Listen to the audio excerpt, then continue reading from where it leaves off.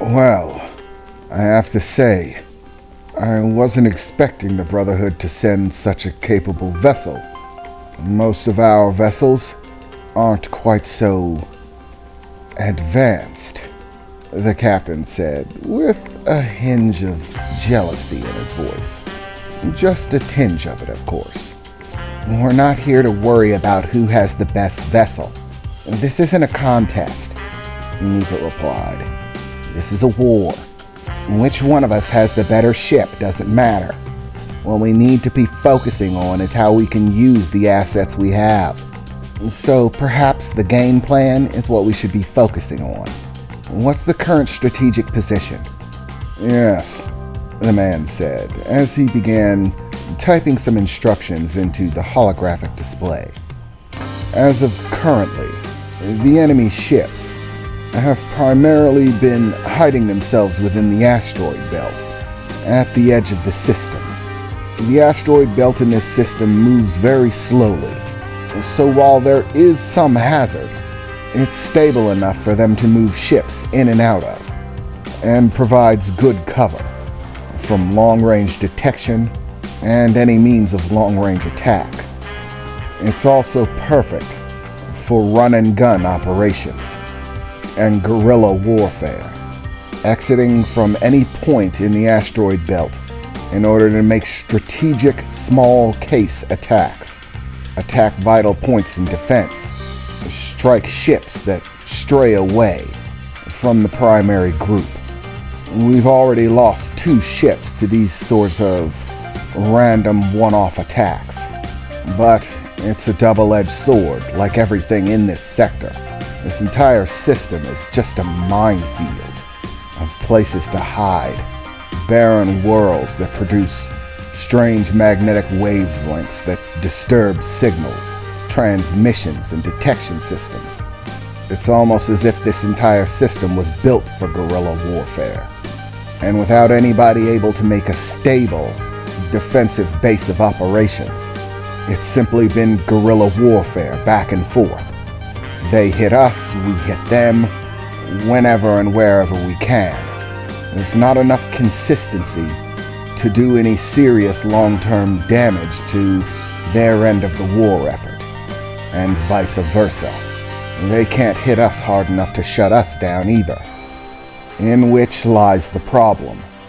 We need a way to take the enemy out. But they're never all in one place at the same time. And even if they were, it'd be a battle to truly have any chance of beating them out. As I said, we are fairly evenly matched in terms of numbers. But elements are beginning to change. I've received word that the pirate alliance that we're warring against has commissioned the use of a Hadrian miner, at which point many people began to mutter amongst themselves, as if it was a shocking turn of events. Excuse me, but what's a Hadrian miner? Oh, so for those of you that are unaware, the man replied. Tamika, a Hadrian miner is a planetary scale mining device. Normal mining operations can take exceptionally long amounts of time, considering dealing with planetary customs needs to sustain habitability on worlds and things of that nature. But in cases where the worlds that people wish to mine are uninhabitable, worlds that could never fare well for any long-term inhabitants, have no general population or habitats, no life to concern themselves with. A certain collection of worlds has built a device. They have 3 of them functional right now, 2 of which are doing work elsewhere, but 1 is on its way here. The Hadrian mining device is essentially an enormous space-borne piece of mining equipment. It doesn't take the substances that it wishes to collect from the planet.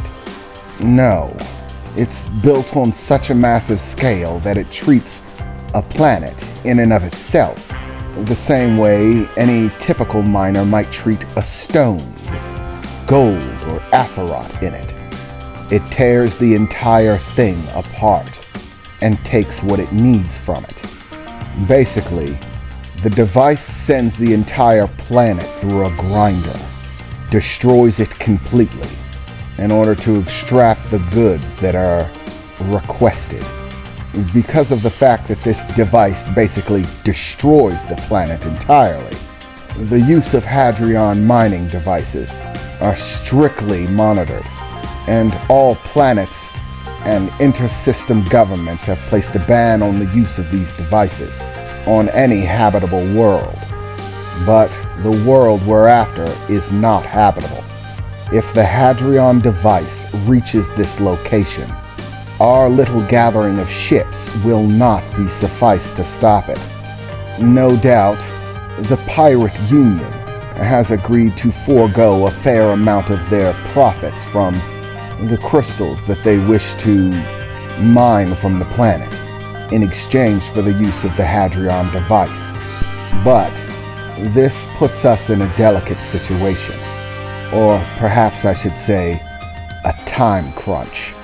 The obstacle of our war has just become very simple.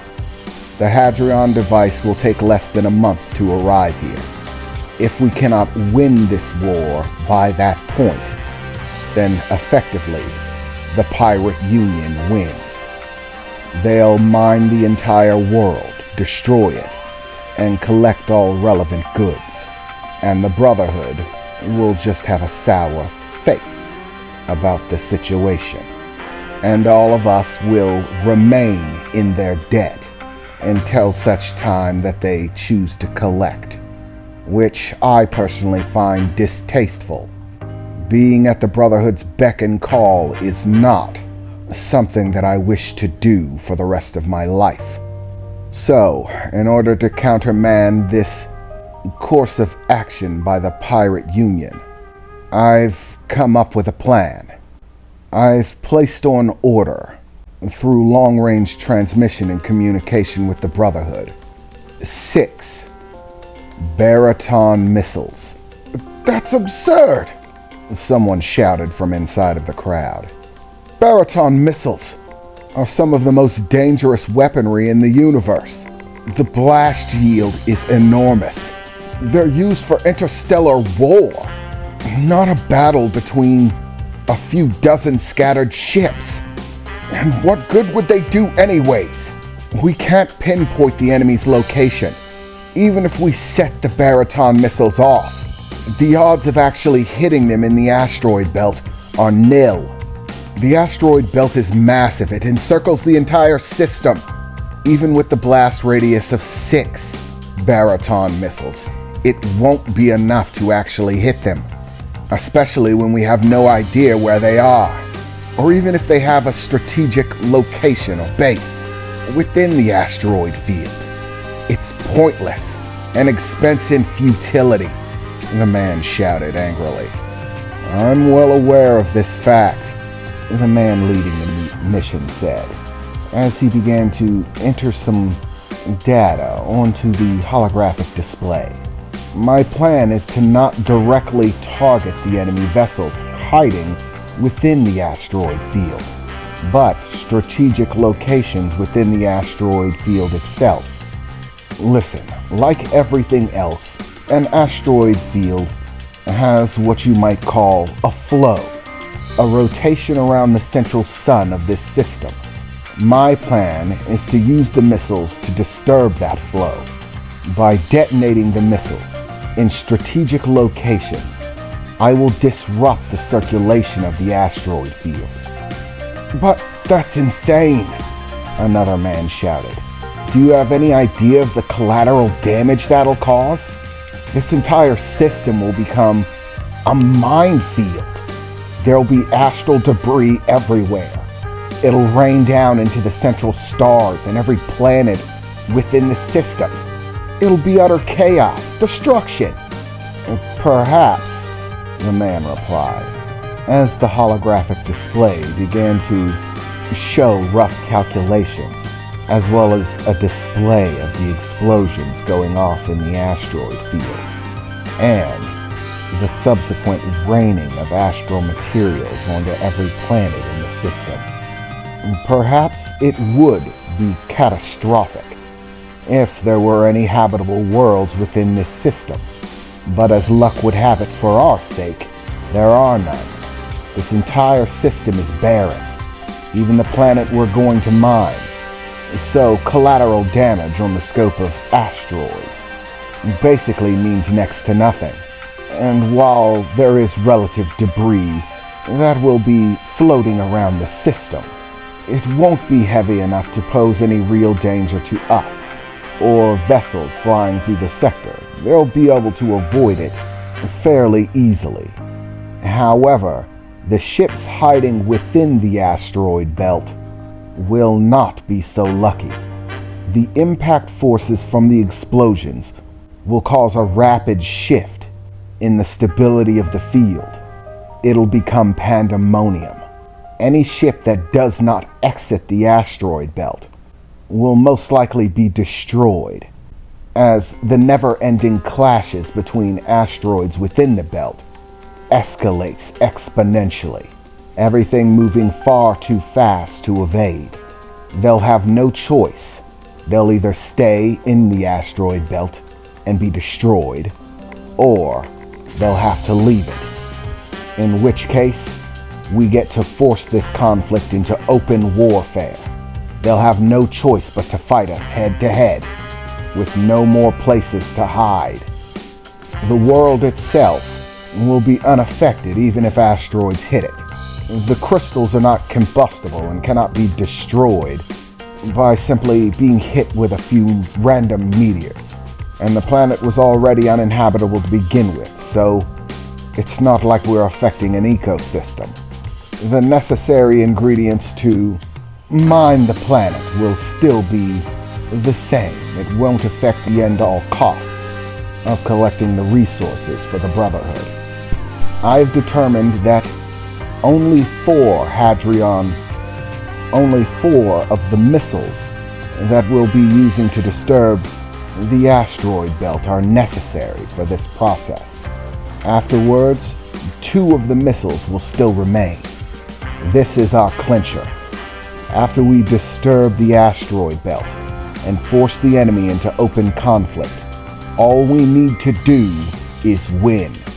They will most likely sustain heavy damage whilst trying to escape the asteroid field, which will put us at advantage, a great one.